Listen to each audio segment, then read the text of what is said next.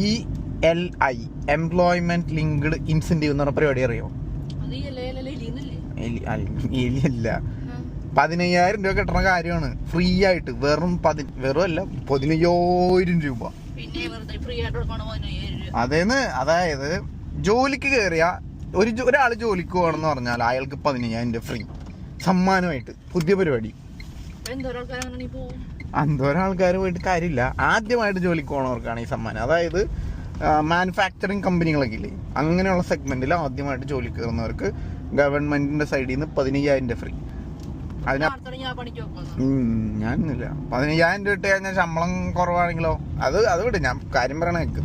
അപ്പോൾ ആദ്യമായിട്ട് ജോലിക്ക് കയറുന്നവർക്കോട് ഇതെന്തായാലും പറയണം. ഈ മാസമാണ് ഈ സംഭവം വന്നേക്കണേ. ഈ വെബ്സൈറ്റിന്റെ ലിങ്ക് ഉണ്ട്, ഇതിൽ നോക്കിയാൽ മതി. അപ്പോൾ ഇതിനകത്ത് PF ഒക്കെ ഉള്ള കമ്പനികളില്ലേ, അങ്ങനത്തെ കമ്പനിയിൽ കിട്ടുള്ളൂ കേട്ടോ.